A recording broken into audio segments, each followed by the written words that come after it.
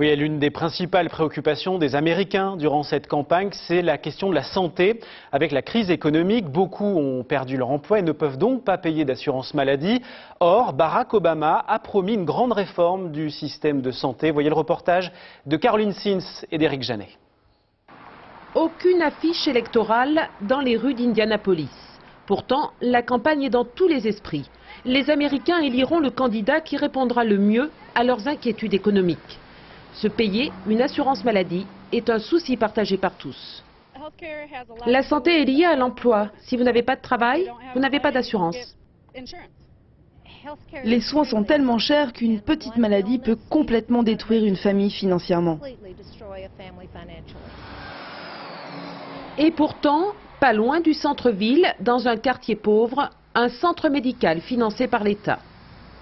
450 personnes viennent s'y faire soigner gratuitement chaque semaine. Toutes, ou presque, n'ont aucune ressource. Le docteur Adams, pédiatre, a choisi d'aider les plus démunis, des gens qui ne peuvent pas se payer une assurance maladie. Pour s'assurer dans le privé, il faut sortir beaucoup d'argent de sa poche. Pour une famille de 3 personnes, ça coûte environ 450 $ par mois. Parmi les patients, beaucoup d'Afro-Américains et de plus en plus d'Hispaniques, des Mexicains qui ne parlent pas un mot d'anglais. Des traducteurs payés par le centre les aident dans leur démarche. En général, ils ont très peu de ressources. C'est très difficile pour eux de trouver un emploi, alors qu'ils croyaient au rêve américain en venant dans ce pays. La famille de Brenda vit sous le seuil de pauvreté. Comme 30% des Américains, elle bénéficie d'une prise en charge totale de l'État. Qu'avez-vous payé? Rien. Rien du tout pour mon fils. Et quant à moi, comme je reçois une allocation pour mes enfants, je paye 1 ou 2 $ pour les médicaments. Le pharmacien, lui, n'est pas content de la réputation des États-Unis. Se faire soigner dans ce pays n'est selon lui pas plus cher qu'ailleurs.